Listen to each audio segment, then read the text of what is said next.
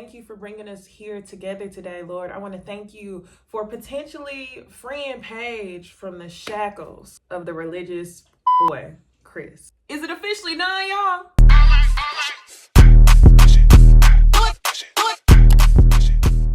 Hey y'all, it's Niecy Dixon. Welcome back to my YouTube channel. If you are new here, welcome. If you're returning, look down there. Do y'all see that subscribe button? I hope that y'all are subscribed because I know you've probably watched a couple of my Married at First Sight videos, but you haven't yet subscribed. So go ahead and make sure you hit the subscribe button so you don't miss another video. Last week, I did my Married at First Sight roundup on the Ladies Night Live panel. That's also a video on my channel. So if you missed that, just go to the video, look for the time marker, and then you will see my thoughts on Married at First Sight. Tonight's episode was so-so. I mean, I don't really think it was anything exciting. We did get a little bit less of Chris and Paige, which honestly, I'm not really mad at. But since this episode really wasn't about much, we can go ahead and get right on to the fuckery. But we're gonna round out our other couples first. Let's go ahead and jump into the video. Married at First Sight, Season 12, Episode 8. Alright, so the episode kind of starts where it left off. We get Brianna and Vincent, and if y'all didn't see my round out last week, my overall thoughts on Brianna and Vincent. Yes, Brianna is somewhat annoying. She's allowing this bossy thing to get to her head. On the other hand of things, Vincent is extremely sensitive. He keeps using this word respect, and I feel like there's better ways to describe what you have going on. I believe that Vincent has some level of insecurity that's very high, so little things that Brianna does gets on his nerves or really hurts his feelings, and he just throws it out to say, oh, it's respect. So basically they start where they left off. Vincent explains to us that he left the house and then he got to like the parking garage, and then by the time he got there, he turned around because he realized that he was responsible for Brianna and Cookie. And when he said that, I was like, oh, that is so cute, because y'all know Cookie is the dog. He was like, not only Brianna, but this is my dog child too.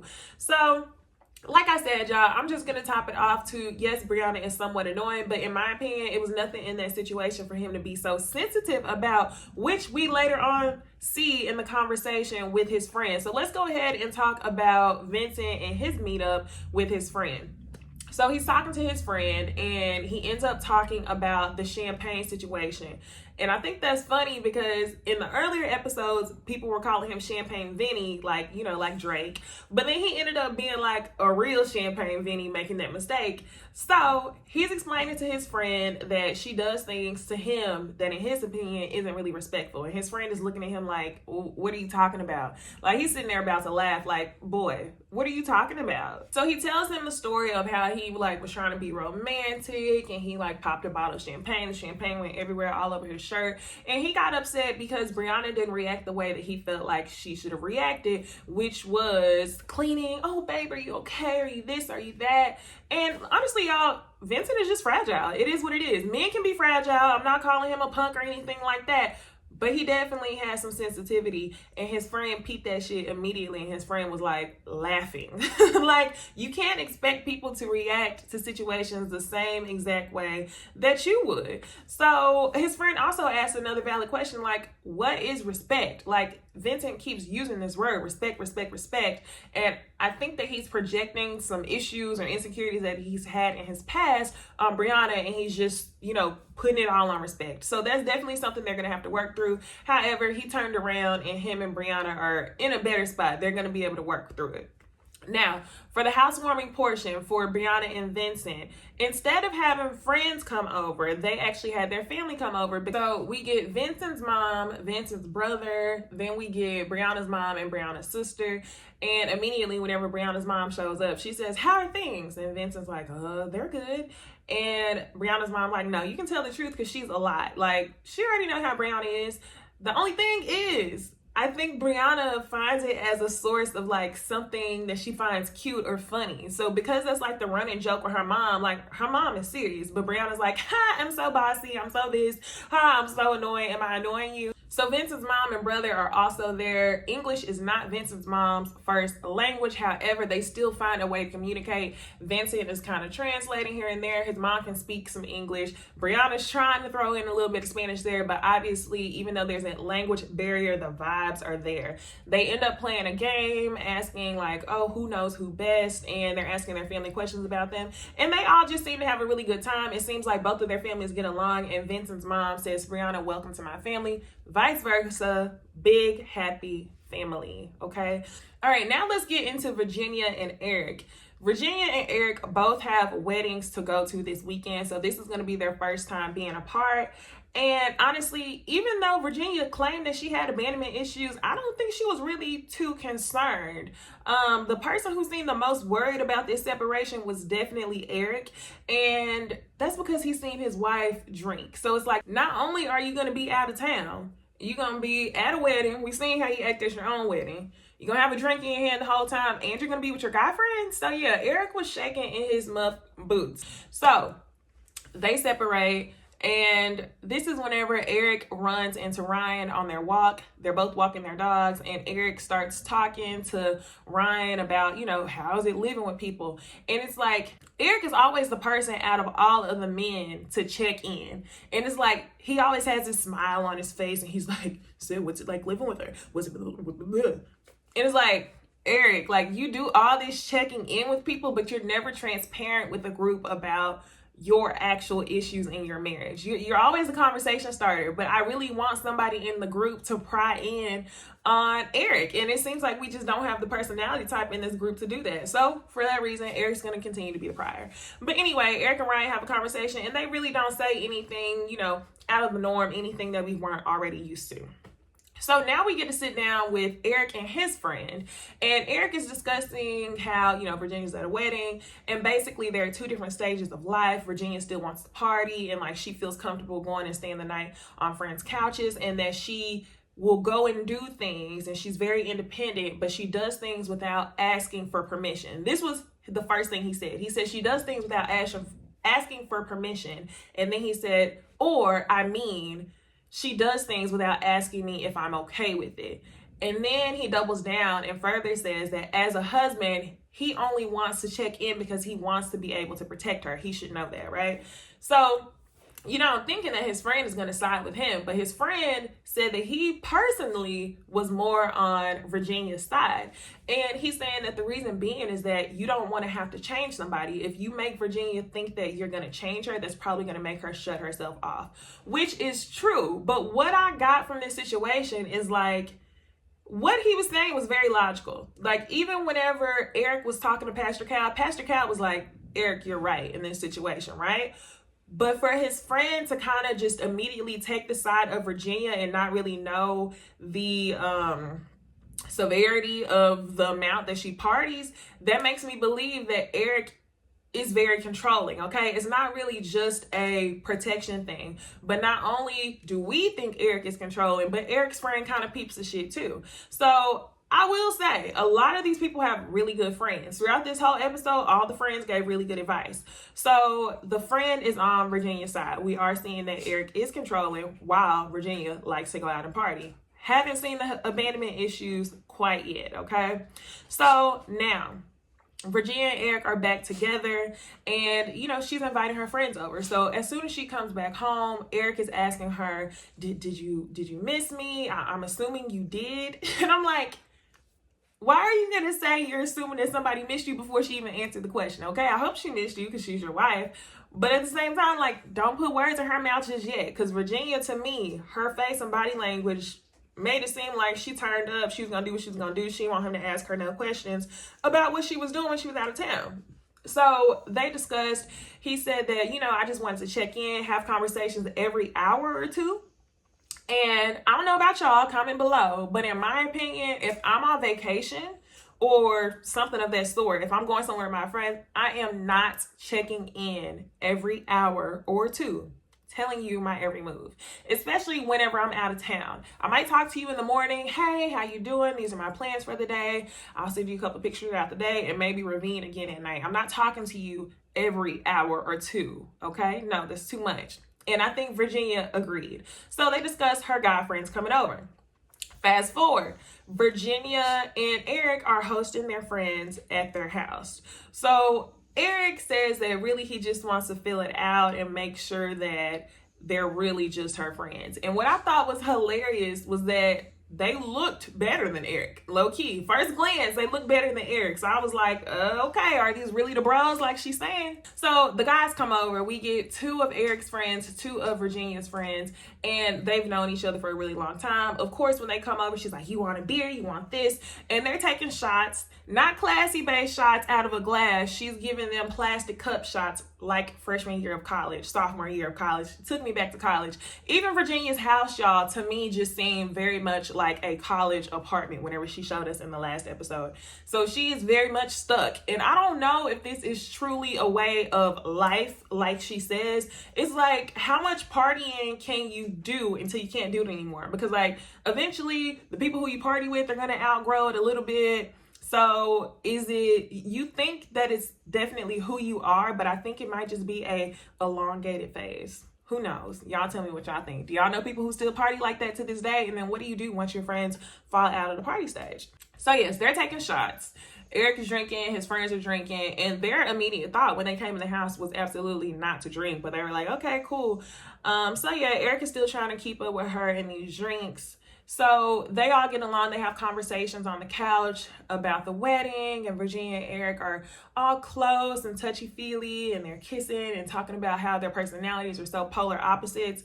And Erik's friend really, really appreciates the fact that Virginia is such an extrovert, whereas Erik is an introvert. But I'm like, it has to be the editing, y'all, because the way that we are seeing Virginia is like some insane party girl. It's either the editing or either Erik's friend isn't around her enough to know how polar opposite their differences are. Like, it's good to be a little bit different, but whenever you are just like way different, I don't know if it's gonna work, y'all. Not to say they're not gonna stay married, but I'm saying I don't know if it's gonna be an efficient marriage, okay? So Cole, Virginia's friend, he invites Erik out to the patio. He wants to talk to him, ease his mind about, his relationship with his friend and where her mind is at. So Cole's piece of advice to Erik is basically try not to be controlling, because Virginia doesn't like that. He says that they hang out almost every day or every weekend. And to me, I think he was trying to be cool, but he was trying to tell him like, hey, this is what we do. We hang out all the time. Ain't nothing going on. Be cool. But my thing is like, I can't see another man telling another man like, I hang out with your wife every single day of the week and every weekend. That's a lie. That's a lie. She didn't have a husband before. Now that she does have a husband, she's going to have to find a way to allocate that time. So regardless, Erik tells him, she committed to a marriage, and I'm just trying to make sure that her head is in the right space and that, she's serious about this. And Cole reassures Erik and tells him like, you know what? I actually was waiting on her to drop the other foot.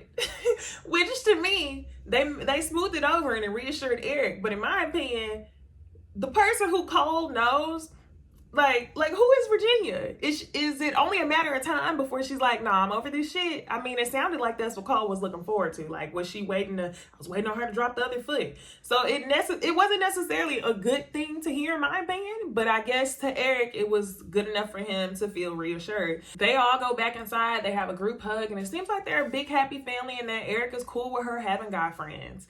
I'm sure as long as he's there. I'm sure there's going to be stipulations, y'all. All right, y'all. So in between all that, there's a girls and a guys meetup. Nothing too exciting going on. Clara is explaining to the girls in so many words that she's sexually frustrated. So let's go ahead and talk about Ryan and Clara. They host a housewarming party. 2 of Clara's friends were sick and couldn't come over. So we get Brianna, Haley, and then we get Ryan's friend and his wife. Now, basically what we're getting, okay? Ryan likes to go slow. Clara has not seen him without a shirt, but she does say in her confessional she's confused as to how they can do some sexual acts but not all. So I'm confused as well, because y'all are doing sexual acts and he has his shirt on. Like what's going on? I don't get it. Ryan and Clara are boring, and I feel like they're hiding too much from the camera. I don't really have too much to add from Ryan and Clara. They're pretty boring. Ryan's hiding stuff, okay? He don't really like to drink. So they go at different paces. Clara is concerned because she's not getting the reassurance that she needs. It seems to me like her reassurance, or her love language, like people like to say, is physical touch and him communicating exactly what's going on. Whereas Ryan, he's just very compartmentalized. And remember, y'all, his dad even made a joke that he was unemotional. So who knows what's going on with Ryan and Clara, but that's pretty much all we got for them. And so Haley and Jacob, y'all. Haley has a sit down with her friend, and I am here for your friend, Haley. She can see right through you, okay? She really asks, like, what's going on. Whenever Haley gets down to her grievances or her struggles with the marriage, she really only says that he dresses like somebody from the 80s, and pretty much how he called her a liar, which you did lie, okay? You did lie. Her friend tells her, like, okay, marriages are hard, marriages take work, so what are you gonna do? And her friend tells her, like, a lot of times you like to run from things, but you have to stay and work it out. You have to communicate in order to make it work. Shout out to the friend for being real. You can see through her. The conversation she had with her friend was even more real than the conversation that she had with Pastor Cal, because it's not as simple as Haley just not being a physical person. Like, you at least have to communicate with people. So she takes that advice, and it seems like, you know, she really listened to it. So they invite their friends over. Jacob has an older guy friend and a girl. His friend looks really old. It's funny. And Haley invites over her two girlfriends. Jacob is very charming. He's joking with everybody, making people laugh. And this just made me so happy. Like, please make it work. I know I said Brianna and Vincent were my favorite couple. Well, no, let me not go overboard, okay? Jacob is my favorite person on this cast. He's my favorite person. Y'all might be like, what? Jacob's my favorite person on this cast, and I really want Haley to put in the work. So we're getting the same feedback across the board. Haley, you have to communicate, and you know, y'all will work out much better. Jacob gets in his head if he's not getting communication. So it seems like things are going well. Even after the friends leave, Haley wants to spend some time just talking to Jacob. And I'm like, okay, this is good. Y'all are sitting on the couch having a beer. Jacob is cracking his corny jokes, and y'all are slowly but surely going to where y'all need to go. And Jacob asked her how things are going. And different from earlier, I think right after the wedding, he said, I think the extras did a good job. And Haley was like, they did okay. Now she says things are going good. So let's hope the best for Haley and Jacob. So now they show Chris meeting with his friends. He is meeting up with Pastor Dwight and his friend Michael. So they show the flashback that 21 days ago, Pastor Dwight was telling Chris, don't allow things from your past to kind of mess up what you got going on. Just 21 days ago. And that really put it into perspective. Like, do y'all know how much shit has gone on within 21 days? And for Paige, it's been less than that, because I think this was a week before the wedding. So in 14 days of marriage, this is what this man has drug you through the mud. So yeah, that's wild to put that into perspective. So his friends are over, Pastor Dwight and Mikhail, and he updates them and he tells them, so I'll translate that for y'all. He says he asked for a divorce, and then he goes on to prove his point by saying it started with attraction. When she walked down the aisle, he wasn't really attracted to her. Then he had sex with her thinking that it would make them closer. You mentioned y'all had sex on the wedding night, but you didn't mention you were having sex with her every single day like she was a damn blow-up doll, and then you tell her she's not attractive. So you didn't mention that, okay? And the pastor the whole time is looking at his friend like, you can tell that Pastor Dwight and Mikhail have conversations about this fool Chris. Like, this man is dumb as hell. And I feel like they're trying to put him in a good situation, but your friend is not deserving of that situation. He's not ready, okay? I just don't understand, okay? I understand, but I don't understand. The pastor tells him that you committed to Paige, your wife trumps everything, that you need to be committed to this marriage, that you're being selfish. And his friend is telling him things that, you know, you would tell one of your friends, but that's not something that you would tell Chris, because Chris is a fuckboy. He is immature, he's selfish, and he does not respect women. I'm not just gonna say Paige. He doesn't respect women, okay?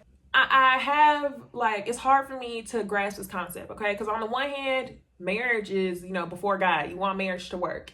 But on the other hand, I don't know how many people need to keep convincing Chris that Paige is a diamond. do not convince this man to stay with her if he's not going to treat her right. So I don't like the convince. And his friend Mikkel even goes on to say, Chris, you hit it big, which you did, but you don't deserve it. So please just leave this woman. Leave her. I really wish they would have just told you, leave her. Allow this woman to be whole, okay? So Chris is done with the conversation. He's not making sense at all. He's done with the conversation. Now, he calls Paige on the phone and he says, I want you to meet up with my ex-fiance, the mother of my child. Okay. Was it just me, or was I the only one who thought that she wasn't pregnant? She came on the show. She said she was 7 weeks, and it's very awkward. Paige is sitting down, and she just smiles really hard. Big cheese is very awkward. Mercedes is dressed up. Chris is dressed up in that tired ass suit jacket that he has been wearing in every single scene. Okay. Somebody called that on my comments and it's like, nah, you right.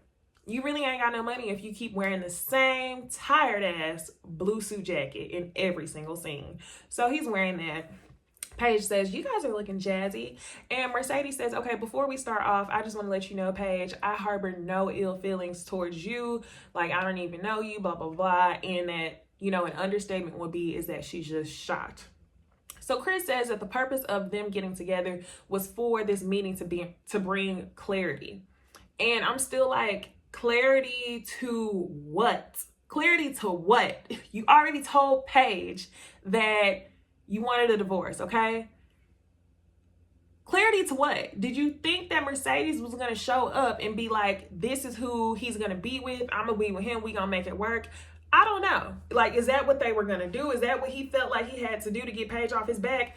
Y'all tell me. Help me try to rationalize what this dude is thinking, okay? So he wanted clarity. They start talking back and forth, and basically Mercedes and Paige is like to the point where they like, girl, you want to go get a drink? Like, they might as well just go get drinks and go shopping together at this point because they're both like, nah, he's a fuckboy. So Paige breaks out her weapon and she says that, you know, it was a point in time where I feared that I could be pregnant too.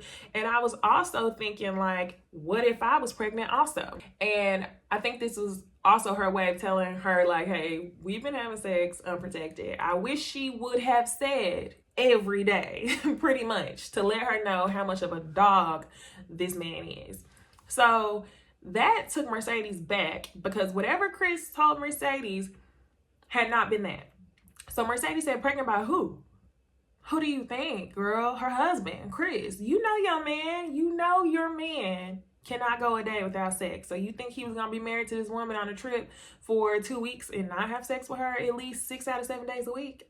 So yeah, Chris, that's who. Mercedes says in the meeting that they are not working it out. She makes it clear and she keeps looking at Chris. And I don't know if before this meeting, Mercedes was on board with Chris based on the lies that he had been telling her. And it wasn't until Paige had mentioned, oh, I could have been pregnant also, or we have been having sex, that she was like, no, we're not working it out. Chris just sat there looking dumb the whole time. He picked his ankle up on his knee, tried to cover up his ashy ass ankle. And yeah, they're not working it out. He was just embarrassed. So of course he pulls what he did earlier in the episode and he says, I'm stepping away from this conversation is what he says. And he basically feels like Paige was disrespecting him.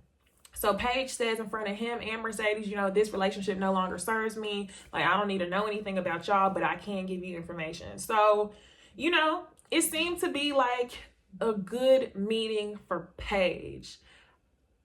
I almost want to have a sigh of relief, but at this point, Paige, I don't know. Are you really, really done? I hope you are. Y'all comment below. Tell me, is Paige really done? Y'all also tell me, do y'all think that Chris's ex-fiance was just trying to get 15 minutes of fame? Because let me tell you, no way on this earth would I be associated with that man. Like, his ex would just have to be a mystery. I would not even come on TV to let people know that I was somewhat involved with this man. So was she just trying to get 15 minutes? I don't see what the point of the meeting was. Is Paige done? What y'all think about the ex-fiance? Also, tell me what y'all think about the other couples. Y'all, tonight is the ladies' night panel. It is on Bonnie Blue's channel. So if y'all want to see their thoughts on Married at First Sight as well as other shows, be sure to tune in. We always talk about Married at First Sight at the very end, but feel free to come in and talk about our other shows. It'll be there as well. But if you like this video, be sure to give it a thumbs up, like, comment, and subscribe, y'all. Almost at 4,000. And I'll see y'all in the next video. Bye.